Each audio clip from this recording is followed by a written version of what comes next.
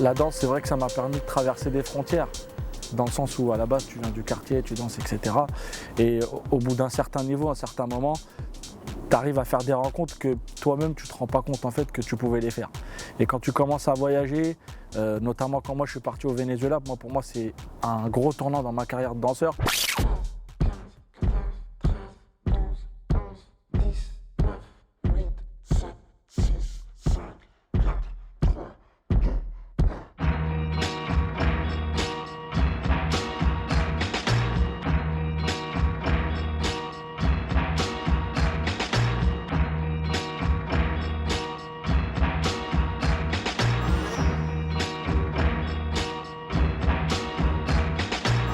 Il faut dire qu'en France, moi j'étais juste un danseur parmi tant d'autres.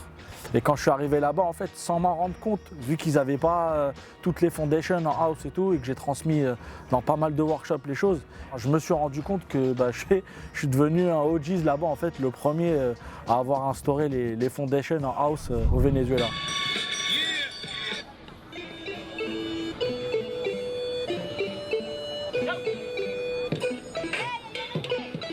Ça s'est répandu dans tout le pays et aujourd'hui il y a des danseurs, ils sont devenus très forts. Dans ma quête de mouvement, il y a des styles, il y a des flows que je vois qu'en Europe on voit pas en fait. Et les mecs qui sont cachés, tu les connais pas, mais en soirée moi j'ai vu des trucs de malade. 5, 6, 7, 8. La ida de Tony a Venezuela es como muy importante en nuestra historia también de bailarines porque conocemos un poquito de hip hop pero no sabíamos de house. En Venezuela existía la música, el ritmo, pero el baile nada. Entonces cuando llegó Tony fue como que entendimos que el baile tiene un vocabulario, técnicas, pasos y o sea si él no hubiese ido, para mí, si él no hubiese ido a Venezuela a enseñar house, no tuviéramos el conocimiento del house. L'ambiance là-bas, quand je suis arrivé, je me croyais en 84. J'avais jamais vu ça dans aucun pays. Les danseurs, ils étaient à côté des rappeurs et il y avait un vrai échange, c'était vraiment hip-hop. Et ils l'ont encore ça là-bas.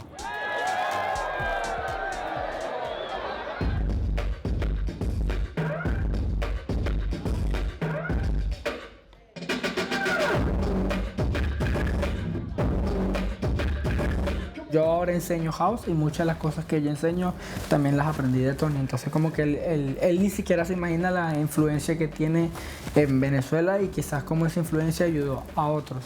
Y bueno, cuando yo vi a Tony fue como un choque porque él es muy técnico, es súper técnico y como que nosotros los latinos solo nos movemos, pero él siempre está enfocado como en el movimiento, la postura, el timing y eso hace que tu baile se vea a otro nivel y todavía me dice como que baja, tiene mucha energía, baja.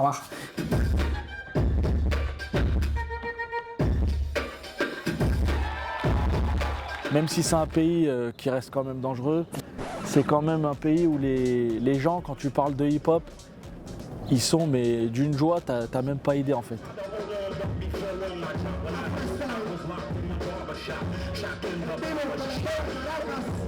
Y cuando fue a su workshop pude como recaudar dinero, reunir dinero toda una semana solo para ir a su workshop y cuando vi a su workshop había dos clases, una de New Style y una de House.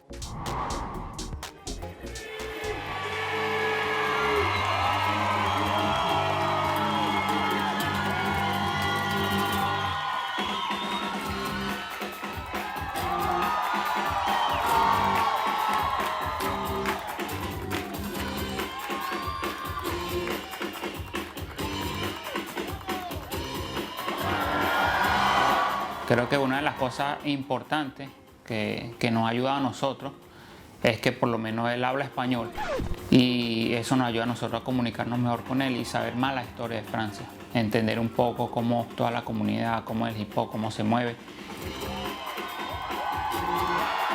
Entonces creo que eso nos ha ayudado mucho, que haya ido a Venezuela también ha cambiado para él muchas cosas y ver las cosas diferentes, porque ejemplo aquí en Francia hay mucho apoyo a la cultura. Esa conexión de Venezuela a Francia ha ayudado muchísimo mutuamente el crecimiento, tanto para nosotros y tanto para Tony. Je vois plein de mecs danser. Oliboy il me dit voilà, je te présente mon groupe, c'est les Speedy Angels. Donc il y avait LJ, il y avait Nano, il y avait tout le monde. Et au bout d'un certain temps, il me propose de rentrer dans le groupe. Et je t'avoue que moi ça m'a fait bizarre parce que dans mon propre pays, les gens j'avais l'impression qu'ils me regardaient pas.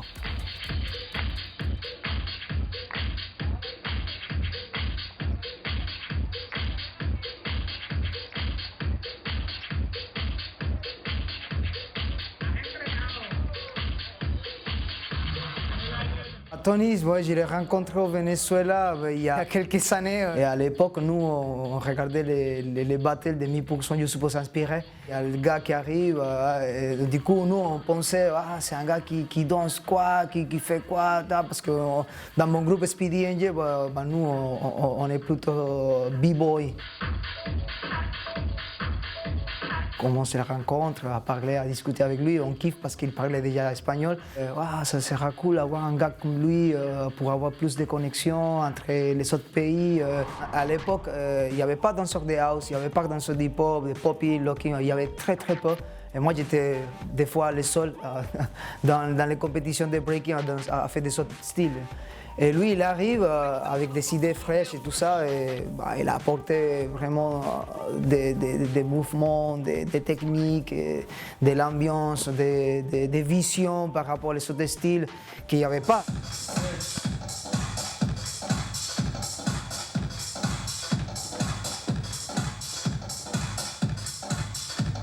On a discuté entre nous tous les groupes. On a commencé à connaître ce qui Tony vraiment. Et on a vu que c'était cool de partager avec lui.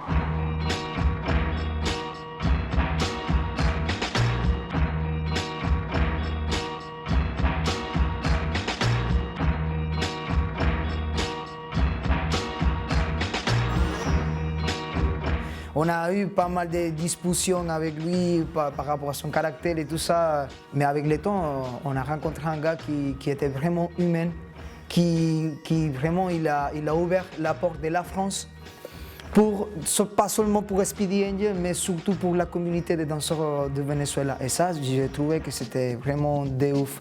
Parce que pas tout le monde fait ça. Hein. Laisser ouvert la porte de sa maison, laisser la porte ouverte de la possibilité de rentrer dans la communauté de les organisations de ces vêtements, de la danse hip-hop en France. Tous les étrangers ils disent la même chose, on est toujours avec un sourire. Et voilà, après, toutes les conditions sociales aussi ne sont pas vraiment stables. Et ça fait que nous, on a une force de dire il faut donner le maximum, il faut donner, il faut faire. Lui, il a vu ça. Après, en discussion avec lui, il disait putain, mec, waouh, c'est génial parce que vous avez la force, l'énergie. Et même si vous ne savez pas l'argent ou les conditions économiques, vous inventez quelque chose, vous créez quelque chose et vous allez loin.